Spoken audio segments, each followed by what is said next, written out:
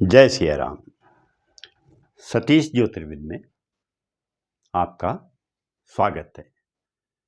आज हम चर्चा करेंगे कि मेष लग्न की कुंडली में छठे भाव में स्थित सूर्य क्या फल देगा। तो आइए देखें। हम ये देखते हैं कि सूर्य एक क्रूर ग्रह है और ये जो क्रूर ग्रह होते हैं ये त्रिखंड आय भाव में अच्छा फल देते हैं। तो छठे भाव में जो सूर्य है उस छठे भाव से संबंधित काफ़ी अच्छे फल देगा। लेकिन ये सूर्य क्योंकि पंचमेश है मूल रूप से, और पंचमेश होकर के ये छठे भाव में जाना इसका पंचम भाव के फलों को हानि पहुंचाएगा। पंचम भाव के फल जो संतान से संबंधित हैं और विद्याध्ययन से संबंधित हैं, पढ़ाई लिखाई से संबंधित हैं, इन दोनों फलों को ये हानि पहुंचाएगा।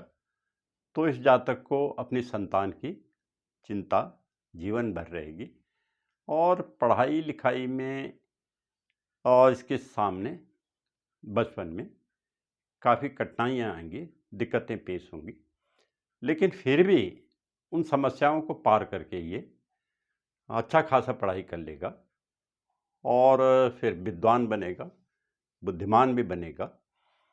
और ये जो शत्रु पक्ष पे ये बहुत प्रभावशाली सिद्ध होगा।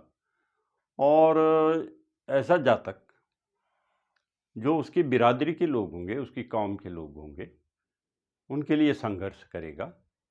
एक तरह से एक नेता प्रतिष्ठित हो जाएगा ये व्यक्ति और अपने लोगों के लिए ये संघर्ष करेगा, परिश्रम करेगा और धीरे धीरे विख्यात होता चला जाएगा। लेकिन कुछ नेगेटिव पॉइंट भी हैं इसके साथ कि इसका जो दाम्पत्य सुख है, गृहस्थी का सुख है, उसमें कमी आ जाएगी। और हालांकि ये सुंदर और बलशाली होगा, पुण्य कर्म भी अपने जीवन में करेगा। और यहाँ से ये सूर्य हम देखते हैं कि इसकी पूर्ण दृष्टि द्वादश भाव पे पड़ती है और द्वादश भाव में जो राशि है वो मीन राशि है और मीन राशि का स्वामी बृहस्पति होता है। क्योंकि द्वादश भाव में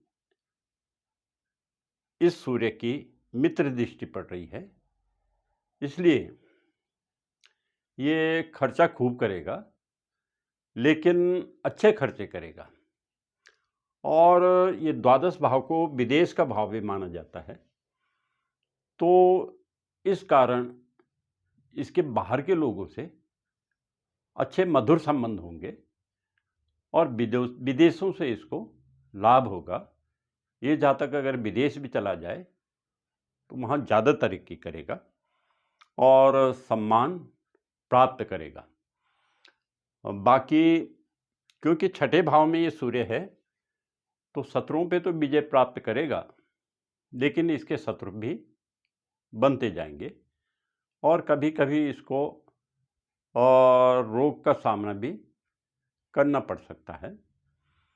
और ऐसे जातकों को यदि नेगेटिव प्रभावों से अगर बचना है तो ये जो इष्ट मंत्र है इस कुंडली का, ओम नमो भगवते वासुदेवाय, उसे भी जप सकते हैं। और जो सूर्य नारायण हैं उनके देवता भगवान शिव भी होते हैं। सूर्य जो होते हैं शिवालय में निवास करते हैं, इसलिए भगवान शिव का भी मंत्र ऐसे जातक जप सकते हैं, जो कि ओम नमः शिवाय है। और हनुमान चालीसा पढ़ने से, क्योंकि हनुमान जी भी रुद्र अवतार हैं, तो उससे भी इस जातक को लाभ होता है।